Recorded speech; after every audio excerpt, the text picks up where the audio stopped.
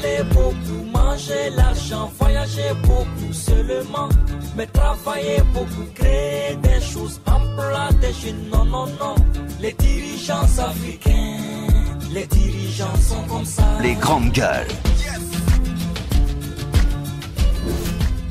Merci à Amadou Sow qui gère les sons du côté de la radio, à toute l'équipe de la régie, Steve Le Guinéen Camara, Noël Mounemou, Alassane Diallo, l'homme de nuit, Mafata Sano, Nalaï Sidibé, à Mamoudou Kondé. Merci à vous tous qui nous regardez à la télévision à l'international. Vous nous écoutez également ici à la radio via nos antennes régionales, mais aussi avec nos radios partenaires. Merci de votre fidélité et bienvenue dans les grandes gueules. En ce mardi matin, nous vous aidons à mieux comprendre l'actualité.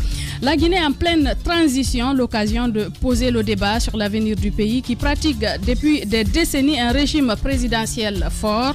Un certain nombre de chercheurs font le bilan de cette gouvernance concentrée entre les mains d'un seul homme. Sans hésitation, ils parlent d'échec. Le Centre international de recherche et de développement a rassemblé plusieurs contributions qui présentent les avantages de plusieurs régimes possibles. L'idée est d'aider donc à la réflexion en vue d'opérer des changements majeurs dans la prochaine constitution. Nous en parlons ce matin avec Dr Safiatou Diallo, historienne, enseignante-chercheuse et fondatrice du CIRD. L'ancien directeur général de la Caisse nationale de prévoyance sociale, limogé jeudi dernier, reste toujours dans les locaux de la brigade des investigations judiciaires. Au dire de son avocat, Dr Fodé Cissé, poursuivi pour détournement de fonds, n'est toujours pas présenté à un juge. Ce après 11 jours de détention, il parle de violation de la procédure en matière de garde à vue. Maître Pana Emmanuel Bamba prend la parole chez nous ce matin pour donner plus d'explications sur la situation de son client. D'autres sujets, bien évidemment, viendront meubler cet autre numéro des Grandes Gueules avec toute l'équipe au grand complet pour vous aider à comprendre les différentes actualités du jour. Avec vous, Roby, bonjour, bienvenue. Bonjour. Ça va? Très bien. Robert Sarah Koulemou. Ajoute Malik. Oui, c'est vrai, Malik. Au milieu, c'est ça? Oui. Non, Malik d'abord. Malik, Robert Sarah Koulemou. Ça dépend, mais là où tu veux. Ça fait un kilométrique après. Ouais, mais heureusement, tu avais fini les études. Mais après j'ai vu sur la toile les gens au Mouhawaba, ils ont mis tiret et puis Esther. Donc tu peux mettre. Donc pour toi aussi, je peux mettre Koulemou, Robert Sarah, tu mets tiret, tu mets Malik. Les grandes gueules. Ahmed, bonjour. Bonjour Yéo, bonjour à tous. Bonjour Antoine. Oui, bonjour Madame So, bonjour à tous. Ça va, Djibril? Ça va très bien. En forme olympique. Super. Bon, ça y est. Bonjour Jacques. Bonjour madame, bonjour à tous. Alors on commence par cette actualité quand même qui focalise les attentions, les gardes pénitentiaires en grève. Oui, depuis la semaine dernière ils sont entrés en grève et c'était prévisible puisque depuis l'année dernière ils ont commencé à réclamer un peu l'application de leur statut particulier. Il semble sous Cheikh Sako au même moment que les magistrats se battaient pour l'application de leur statut particulier, les gardes pénitentiaires également se battaient pour cela. Pour les magistrats, ça a été appliqué, il n'y a plus de problème à ce niveau. Maintenant, pour les gardes, ça n'a toujours pas été fait. Et donc, la grève n'a pas démarré cette semaine, c'est depuis la semaine dernière et le ministère de la Justice ne s'est pas bougé jusqu'aujourd'hui. La conséquence...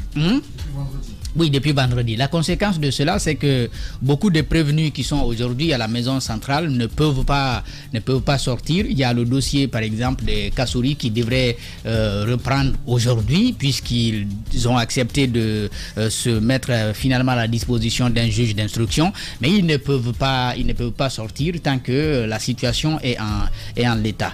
Donc, il faut bien voir le problème qu'on pose. C'est vrai que nous sommes en transition. D'aucuns diraient mais ça a pris du temps quand même la depuis réclamation, il faut attendre. Mais comme on dit que l'administration c'est la continuité, il faut bien voir les mesures qui avaient été annoncées dans ce statut particulier. S'il y a aujourd'hui des possibilités avec le gouvernement actuel de les mettre en pratique, il faut tout simplement le faire. Ou s'il n'y a pas de possibilité, qu'on puisse les inviter à une discussion pour qu'ils comprennent ce qui pourrait les amener à patienter davantage. Mais laisser la situation comme telle, c'est bien entendu mauvais pour ceux qui sont à la maison centrale, pour leur sécurité, mais également pour la suite de leur procédure judiciaire qui prendrait un coup. Bien. Vous avez suivi également cette actualité. Oui, mais c'est dommage. C'est un sujet qui revient à chaque fois. Mais ça peut être très grave. Imagine qu'on ait par exemple des bandits de grand chemin ou bien des gens qui doivent aller à la maison centrale. Parce que les agents... Le plus bel exemple, c'est qu'au Burkina Faso, il vient de se dérouler un événement où il y a eu une attaque dans la plus grande prison. On parle de plus de 4000 prisonniers dans la nature, avec des bandits de grand chemin. Tout ça, c'est des événements qu'il faut vraiment éviter parce que les gardes pénitentiaires peuvent aujourd'hui, par colère, ne pas bien faire le boulot. On apprend bien...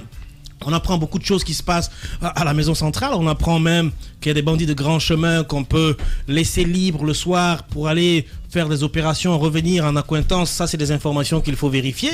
Mais on apprend aussi que les gardes pénitentiaires, dans leur colère, parfois le déversent sur les prisonniers en les maltraitant de plus. Justement. On apprend aussi que des parents qui viennent saluer leurs fils ou leurs filles qui sont détenus là-bas sont quotidiennement rançonnés parce que tout simplement, ces gens-là sont mal payés. Donc aujourd'hui, je pense que la question de la garde pénitentiaire est très importante. Non seulement le local déjà pose un problème, mais la question du traitement de ceux-là qui surveillent. Hier, je passais par là, j'ai vu plusieurs gardes pénitentiaires avec des bâtons et autres. Je pense que la situation était très très tendue hier.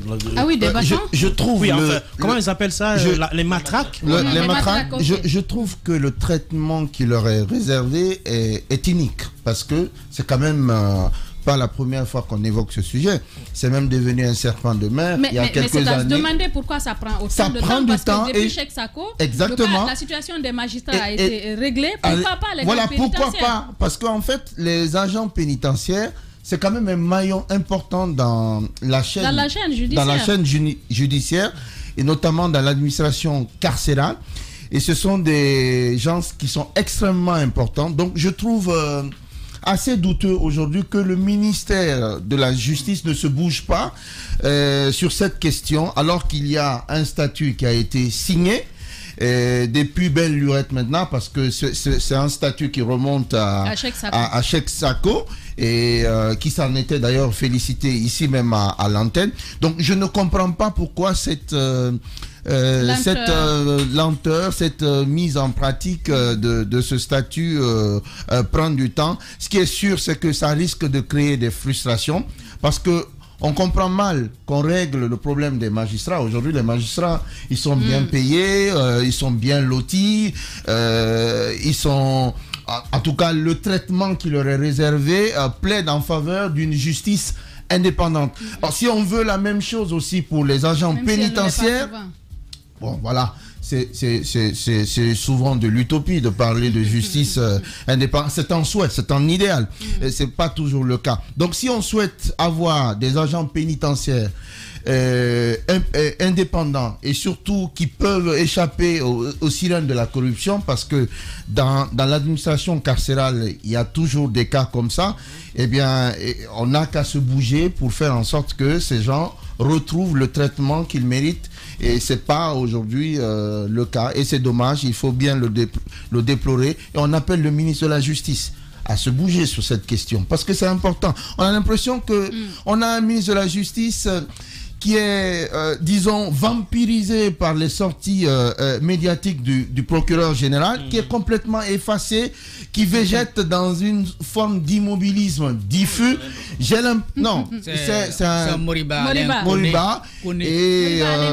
et qui a du mal à se remettre. Qui a du mal à se remettre de ce qui s'apparente à un véritable camouflet. Dans l'affaire du procureur général, il prend une mesure conservatoire à l'encontre du procureur général.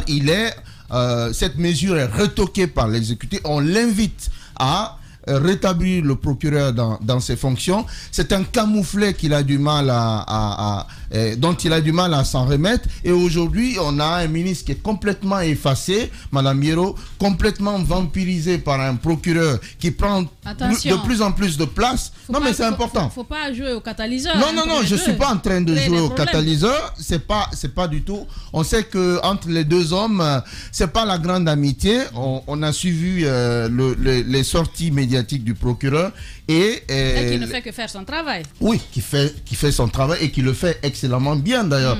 La Guinée peut se féliciter, et ça pour le coup il faut le noter, la Guinée peut se féliciter d'avoir un procureur aussi téméraire, aussi courageux. On n'a jamais vu dans l'histoire de la justice, de l'appareil du fonctionnement de l'appareil judiciaire en Guinée, un procureur qui a une telle autorité, qui affiche, qui impose le respect de la loi, y compris parfois avec les gens avec lesquels il est amené à collaborer. Et ça, c'est important. Madame Yero, c'est quelque chose à féliciter. Donc, monsieur le ministre, je vous invite à mettre un peu d'allant dans ce que vous faites pour régler le problème des agents judiciaires. Est-ce qu'on peut comprendre à travers cette grève qui est annoncée le fait que quelquefois des personnes qui sont condamnées se retrouvent dehors parce qu'on demande de l'argent, on vous dit donnez tel montant et finalement ça a vraiment beaucoup de répercussions. La dernière fois, on a parlé des cas de vindicte populaire, des gens qui se rendent justice parce que justement des gens sont condamnés et ils se retrouvent dehors. Mais écoutez, je pense d'abord que pour moi, ils se disent que ces gardes pénitentiaires-là ne sont rien que des gardiens de prisonniers et qui ne sont... On peut s'en passer carrément. Et c'est quelque chose. Alors que c'est grave. Parce que ce sont eux qui gardent quand même ces gros bandits qui étaient dans la cité, qu'on allait loger dans nos différentes prisons, que eux, ils sont amenés à sécuriser au prix de leur vie. C'est un gros risque que d'être... un agent qui sécurise les prisons, parce que ces gens qui sont là-bas, d'autres sont ils sont pour avoir tué et ils ont un sang-froid, ils peuvent encore le répéter. Donc ces gens-là végètent là-bas, et quand on sait la porosité qu'il y a dans nos prisons, des armes peuvent circuler. Des armes peuvent circuler. Alors ils peuvent même se faire attaquer, se faire poignarder dans un coin de prison là-bas sans que personne... Je ne sais pas comment ça se présente à l'intérieur là-bas, mais est-ce qu'il y a des caméras à tous les quatre coins de la prison? Donc c'est pour te dire qu'ils courent un véritable risque en travaillant dans ces différentes prisons. Alors on ne peut pas les gérer de cette façon-là. Mais Cheikh Sako a quitté. Il y a eu d'autres ministres qui sont venus. Ce n'est pas que de la responsabilité du ministre actuel. Cheikh Sako a quitté. C'est la continuité. Oui, quand Cheikh Sako a quitté, il y a eu deux. Il y a eu deux. Les deux. Quand il fait eux aussi, alors tout. Donc je pense qu'aujourd'hui, même si le travail a été fait au temps du professeur Alpha Condé, ça n'a pas été parachevé et ce n'est pas du tout normal. Je pense que c'est une situation à revoir. Sinon, c'est un gros risque d'insécurité que nous courons dans ce pays, avec ce qui se passe, pas seulement même avec cette grève, mais dans le fonctionnement au quotidien. Donc il peut y avoir effectivement des accointances, comme on le dit, entre ces gros bandits qui sont à l'intérieur et même ces agents. Et même ces agents, parce qu'on entend parler de cela, et comme on le dit, quand tu entends une fois, deux fois, ben, ça vaut le coup de vérifier. Justement. Mais comme c'est difficile de vérifier, mais on va vérifier. Parce que s'ils doivent sortir la nuit pour aller travailler et revenir encore la nuit, ben c'est compliqué. Mais il n'y a que ceux qui sont à l'intérieur qui pourront nous dire ça. Surtout que la Guinée est quand même l'un des pays qui est confronté à la surpopulation carcérale. Justement. Rappelons que la maison centrale est construite pour... pour 300 et quelques. Elle en a aujourd'hui, on parle de 3000 détenus. Donc ça rend le travail encore des agents pénitentiaires beaucoup plus difficile, beaucoup plus ardu. D'où la nécessité de leur donner le sentiment de faire un travail pour lequel ils doivent être récompensés. Mais si ils ont le sentiment en plus d'être c'est même pas une récompense, c'est normal, c'est une normalité. C'est une normalité. Vous avez bien raison. Vous devez être payé. Vous devez être payé à la hauteur de ce que vous faites, mais malheureusement ce n'est pas le cas. C'est à déplorer et c'est une situation sur laquelle le gouvernement doit sérieusement se pencher si on veut éviter demain l'expression d'une forme d'exaspération. Aujourd'hui c'est la grève, demain un agent pénitentiaire qui n'est pas content de sa situation peut organiser la fuite ou l'évasion et personne ne pourra le prouver. On sait que nos prisons ne sont pas toutes équipées de caméras de vidéo. Sur la question, ils peuvent donner des informations à d'éventuelles personnes qui voudront organiser des opérations d'évasion massive. Sur la question, c'est important. sur la question des caméras de surveillance, je me suis rapproché à un moment donné des organisations de défense des droits de l'homme qui avaient écrit à l'époque expressement au ministère de la Sécurité, au ministère de la Justice, pour leur demander de faire en sorte que des caméras soient installées à l'intérieur même. Parce que je pense qu'il s'il y a des caméras, c'est certes à la rentrée ou à la sortie. Et c'est dommage. Mais à l'intérieur, il était question d'installer les caméras de sécurité et ils ont refusé parce que tout simplement, on a peur que des images de traitement à l'intérieur puissent fuiter. Traitement inhumain, dégradant. Puissent fuiter. Donc ça a été un gros problème. Finalement, on a refusé. Pourtant, ça existe dans les plus grandes prisons. Bien entendu. Dans le monde. Il est arrivé, vous savez, il est arrivé même à un moment donné qu'on refusait à des organisations caricatives qui partaient nourrir, soigner les prisonniers, d'accéder à un certain niveau des cales. Donc ça a été une véritable bataille pour qu'ils obtiennent. Avec Cheikh Sako, c'était possible. Exactement. Tout ça était... Moi, par exemple, j'ai eu la chance à un moment donné de venir échanger avec les femmes détenues. Je pense que c'est en ce moment-là. Avec Cheikh Sako. Je pense que c'est il a facilité cela. On est venu échanger avec les femmes pour connaître leurs conditions de détention et tout. Je pense que c'est à l'époque. Je pense que ça fait partie de l'évolution d'un pays. C'est à l'époque de. C'est des solutions qu'on peut trouver. Les activistes peuvent apporter des choses, peuvent faire en sorte qu'il y ait, par exemple, même dans une prison, on doit travailler. C'est à l'époque. Oui, mais travailler et faire en sorte que le travail qu'on fait soit rémunéré. C'est possible. Je vais vous dire, c'est à l'époque de Cheikh Sako que la situation s'est un peu décantée entre les organisations. Parce qu'ils sont allés même jusqu'à proposer à ce que des salles de classe soient aménagées pour les enfants qui sont nés, pour que ces enfants puissent avoir la chance d'accéder aux cours, pas à l'école, mais aux cours, qu'il y ait des professeurs qui soient habilités à aller, ou des enseignants qui soient habilités à aller donner des cours à ces enfants, parce qu'on estime que ces enfants n'y sont pour rien. Ces enfants y sont parce que tout simplement la maman spécialement ici est retrouvée. Et sur la question des gardes pénitentiaires, on nous apprend que c'est la suspension, je crois, de monsieur Keïta, le directeur des gardes pénitentiaires, qui est le nœud gordien entre le ministère de la Justice et les gardes pénitentiaires. Il réclame non seulement le respect des statuts particuliers des gardes pénitentiaires, mais le rétablissement de monsieur Keïta. Bien, allez-y Antoine. Oui, parlons des raisons dont parle Roby. Rappelez-vous, c'est lié à l'affaire Lansana Bangoura, Alassane Bangoura plutôt, qui était décédé en détention, et il y avait eu une suspension et du régisseur, également du responsable de la prison. Et récemment, on devait installer le nouveau régisseur, ce contre quoi les gardes pénitentiaires se sont levés pour dire qu'ils ne sont pas d'accord avec le remplacement de celui qui était suspendu, parce que c'est ce dernier qui apparemment les aidait à pouvoir résoudre leurs problèmes. Donc ils n'ont pas compris pourquoi d'une suspension on passe à un remplacement. Et donc les gardes pénitentiaires s'étaient opposés pour empêcher que cela ne se fasse. À l'époque, rappelez-vous, j'ai rappelé ici qu'on avait empêché l'accès aux locaux de la prison et à l'inspection générale de la justice, également au nouveau locataire, au nouveau régisseur qui devait être installé. Ça avait été empêché à l'époque. Ce qui se passe, le samedi, entre samedi et dimanche, il y a eu une bagarre en prison. Un prisonnier est décédé suite à une bagarre. À l'heure où je parle, son corps est à Ignace Dine pour autopsie. Et lors de la bagarre, il n'y a pas eu d'intervention de garde pénitentiaire pour les séparer, parce qu'apparemment, il y avait une situation qui couvait cette situation de grève qui se préparait. Il y a eu la bagarre. Mais c'est grave.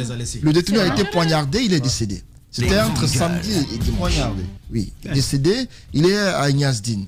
Ce qui se passe, c'est que au niveau des gardes pénitentiaires, la plupart disent travailler tous les jours, pratiquement. C'est-à-dire qu'ils se relaient, mais ils ne sont pas nombreux. Ils n'ont pas de tenue véritable de rechange. Ils n'ont pas eu suivi de formation commune de base comme cela se doit, parce que vous gardez des bandits de grand chemin, des gens qui sont forts en armes à feu et tout cela. Vous ne pouvez pas venir... C'est un travail qui comporte de grands risques. Un garde pénitentiaire, ce n'est pas un homme comme moi qui n'a suivi aucune formation physique, qui vient pour garder des personnes qui peuvent à tout moment vous faire des choses inimaginables. Et donc, il n'y a pas ce suivi-là, cette mise à niveau dont vous parliez hier, qui doit se faire. Cette formation continue qui doit se faire ne se fait pas. Et l'autre chose qui se passe au niveau de la prison, quand vous êtes de passage au niveau de la maison centrale, voyez juste le portail, le grand portail de la maison centrale. De passage, vous vous rendez compte de ce que vivent les prisonniers et les gardes pénitentiaires. Parce que si vous n'avez pas de conditions de travail dignes de nom, vous n'êtes pas à l'aise. Lorsque votre environnement immédiat n'est pas sain, n'est pas propre, n'est pas adéquat, Mais vous ne pouvez pas y vivre convenablement. Il y a eu l'évasion récemment de Sidi Mohamed, celui qui était à l'origine de la mort de l'agression, je crois, de Dansoko, je pense bien. L'enlèvement de Dansoko, mais également je crois, de l'âge d'Oura. Ce dernier... Il a été condamné à 15 ans. Mais il a fui de la prison. Justement. Il n'y est plus. Il est parti. Selon nos informations, il a pu négocier avec un garde pénitentiaire pour 5 000 euros, 50 millions de francs guinéens. Quelqu'un qui n'a pas 1,5 million ou 2 millions par mois, quand on lui propose, parce qu'il garde des gens qui sont détenus pour détournement de fonds publics ou parfois de milliards, qui ont des moyens. Mais s'ils savent que ces gardes pénitentiaires sont laissés pour compte, ils sont accessibles à tout, mais ils vont tout faire pour que ceci soit, pour pouvoir sortir. C'est comme si vous disiez des inspecteurs qui vont dans les services pour des contrôles qui ne sont pas bien traités, mais quand ils viennent, ils vont négocier avec les personnes avec qui ils viennent pour les contrôles, pour pouvoir empêcher tout contrôle. Ce qui se passe en prison, c'est que l'État pour retenir le cas de Sidi Mohamed, c'était quand même un homme dangereux. Mais je vous assure, et jusque-là, on n'en parle pas. Qui a été condamné à 15 ans et qui s'en va, qui disparaît dans la nature. Ce qui est surprenant, il n'y a pas eu de communication au niveau de la justice pour nous dire à quel niveau ils en sont. Il n'y a pas eu de communication continue. Normalement, quand il y a une évasion, il y a une enquête qui est tout de suite diligentée par l'administration pénitentiaire sous l'impulsion du ministre de la Justice. Je ne sais pas si c'est le cas pour ce cas-ci, mais nous ne sommes pas édifiés. Que quelques semaines après cette évasion rocambolesque, qu'on ne sache pas toujours ce qui s'est réellement passé. Parce qu'on ne peut pas comprendre qu'une prison qui est censée être sécurisée par des gardes pénitentiaires mal payés, affamés et qui parfois ne sont pas à l'abri de la corruption du fait justement du traitement inique qui leur est réservé, on ne peut pas comprendre que dans ces conditions, un homme qui conserve tous les signes de dangerosité pour la société s'évade et qu'on ne puisse pas nous dire ce qui s'est réellement passé. C'est quand même, Madame Yero, extrêmement grave. Ce qu'il faut rappeler, c'est que... extrêmement grave. Il faut que le gouvernement de transition se penche sur la question. Sinon, on risque de connaître d'autres évasions, voire même d'autres morts en prison. Parce que quelqu'un qui est mal payé, il est peu enclin à s'engager, à s'investir, à s'activer pour faire bien son travail. Même si cela remonte à l'ère Alpha Condé, il faut le rappeler. Parce que cette évasion dont on parle, à un moment donné, il y a eu une évasion en pleine journée. Où on a cassé le mur, une partie du mur. Au niveau de la maison centrale, quelques-uns ont pu s'enfuir. Les voisins qui étaient à côté, il y a des prisonniers qui ont pu entrer dans des bâtiments aux alentours de la maison centrale où ils ont pris en otage des habitants. Par après, ils ont pu s'évader la nuit. C'était la journée. Je suis allé voir une partie du mur de la prison qui était complètement défoncée parce que les briques ne tenaient plus. Quand vous y allez, vous voyez que tout est vétuste. Non mais l'humidité a fait que l'eau des toilettes qui coule. Vous voyez la couleur même du mur qui coule les murs. C'est verdâtre. Les murs décrépits de la maison centrale. C'est tellement vétuste. Mais moi, la question que je me pose, c'est comment comprendre que des régimes se succèdent sans qu'aucun d'entre eux n'ait l'idée de penser à construire une prison. Ce ne sont pas des régimes. Parce que ils ont eu l'idée, Cheikh Sako a eu l'idée, mais qu'est-ce qu'il y en a été fait par la suite? Reconnu ici. Gassama a fait une tournée à l'intérieur du pays, dans toutes les prisons, pour faire un état des lieux. On nous a appris, Cheikh Sako l'a reconnu ici, qu'il est aussi responsable du fait que la prison n'ait pas été construite à l'époque. Donc, pour moi, avoir un projet et ne pas le mettre en œuvre, pour moi, c'est nul. Mais c'est une volonté politique, ça, construire une prison. C'est une volonté politique. Parce qu'il y a cette idée qui dit que quand tu construis une prison en étant président, tu finis en prison. Parce qu'aujourd'hui, la prison. Parce que ailleurs, ceux-là qui ont construit des prisons, mais ça leur sert. Si on avait construit des prisons, nos cadres qui sont en détention aujourd'hui. Il n'a pas construit, mais il n'est pas en liberté. On n'a pas souhaité qu'ils y soient, mais ils auraient été bien détenus. Parce que s'ils avaient pris la peine de construire des prisons dans toutes les régions du pays. Parce que quand vous allez à l'intérieur du pays, à Conakry, c'est un peu bien. Allez-y à l'intérieur du pays. Il y a des prisons qui ont été construites en 1917. 1800 et quelques. À Gawal. Lorsque vous voyez la prison de Gawal, vous n'en revenez pas. À Conakry, on parle des gardes pénitentiaires. Mais à l'intérieur, ce ne sont pas des gardes pénitentiaires. Ce sont des gardiens. Ce sont des vigiles qui sont là-bas. Parce que c'est des gens qui n'ont qu'on prend dans les quartiers pour dire viens surveiller des prisonniers. Des gens qui n'ont aucune formation. Quand vous les voyez assis ou arrêtés devant ces prisons-là, mais vous n'en revenez pas. Donc il faut que l'État prenne ses dispositions pour éviter que ces gens-là qu'on mandate pour garder nos prisonniers vivent décemment. Ce sont des pères de famille.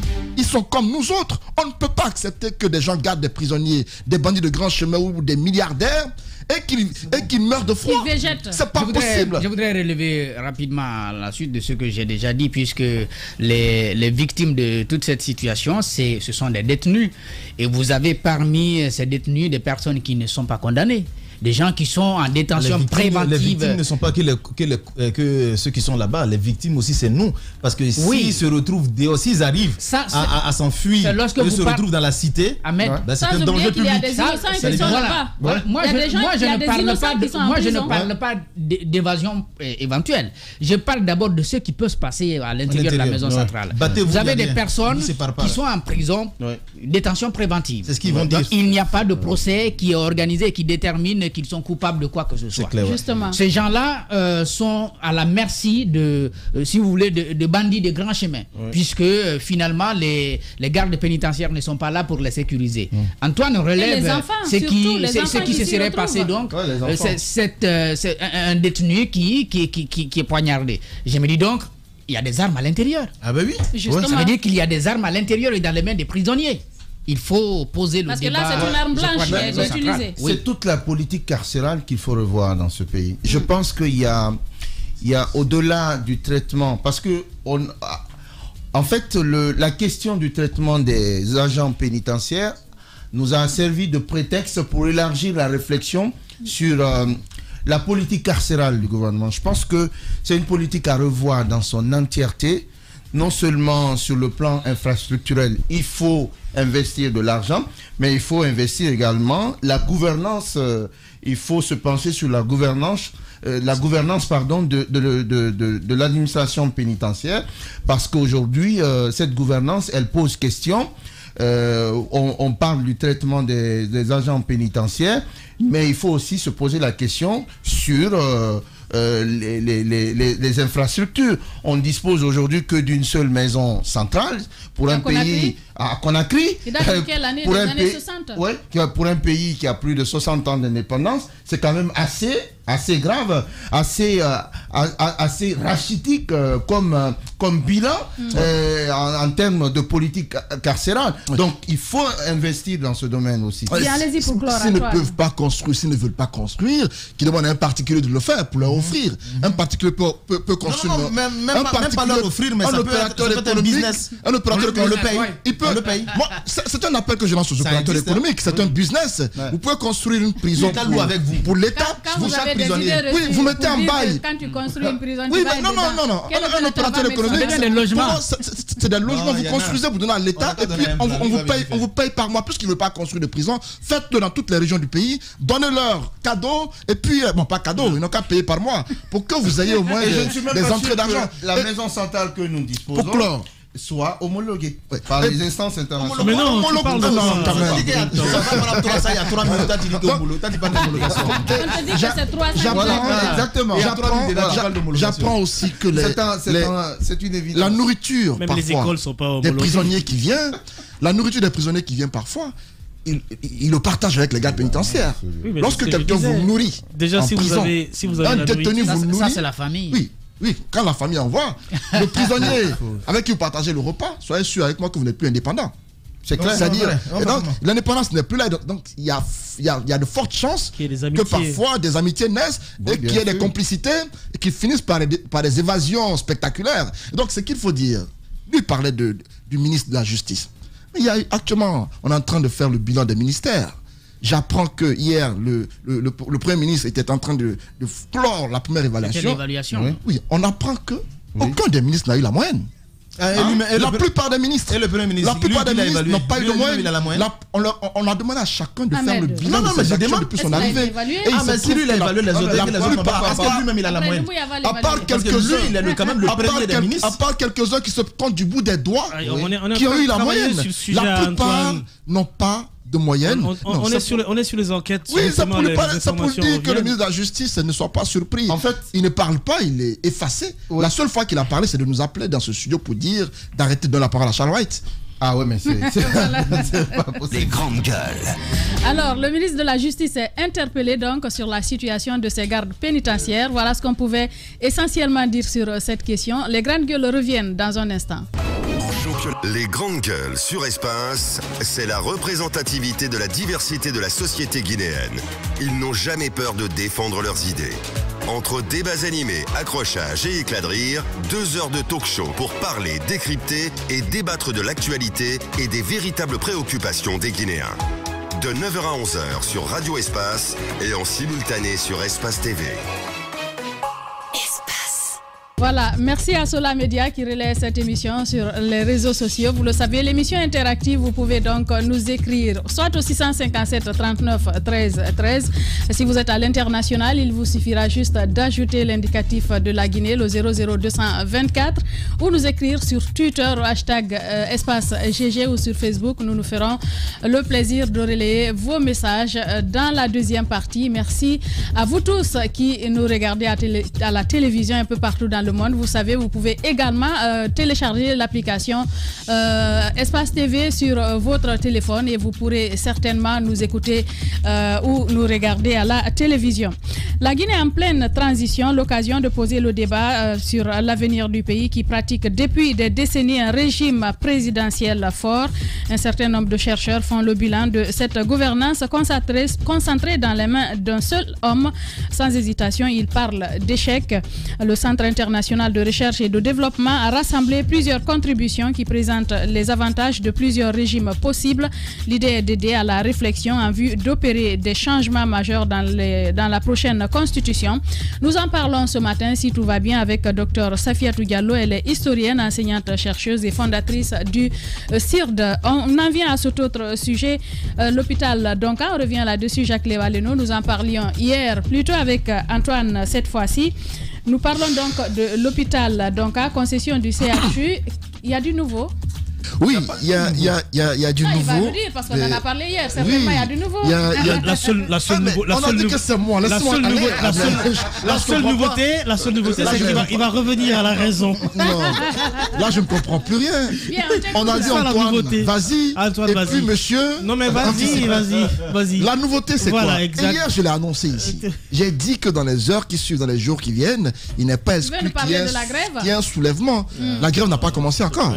Il y a eu une alerte hier. Il y a eu un mouvement. Oui. Un collectif est né. Oui. Ce collectif est composé de médecins de Guinée. D'accord. À Donka notamment. Ces médecins-là, hier, se sont fait entendre dans les médias. Antoine, attendez que je... Pas moi. Bien avant cela, ces médecins étaient organisés. Oui. Hier, ils se sont fait entendre. Ils ne sont pas pour la méthode choisie pour procéder au test. Et ils ont menacé que dans les jours à venir, si rien n'est fait pour que la situation revienne à la normale, il n'est pas exclu que les médecins dans tout le pays, à commencer par Conakry, entrent en grève. Vous comprenez ce que ça veut dire? Une grève de médecins en Guinée, ça serait très grave pour les malades. Parce que si les médecins arrêtent de travailler, c'est pire. Non. C'est pire que toute grève dans le pays. Attendez que je finisse. Pour moi, ce collectif qui est né pour défendre le droit des médecins guinéens, il faut les écouter, il faut les prendre au sérieux. Parce que parmi eux se trouvent des médecins aguerris. Des médecins. Et tu penses qu'on va mettre des médecins aguerris à la porte comme ça, de talent. Est-ce que tous les médecins adhèrent? S'ils parlent, ce n'est pas que pour le simple recrutement. Il y a d'autres problèmes qu'ils soulèvent dans cette concession. Aujourd'hui, les Occidentaux ici présents, hier, nous sont tombés dessus en faisant croire que je suis un nationaliste. Les Occidentaux. Oui, vous les Occidentaux.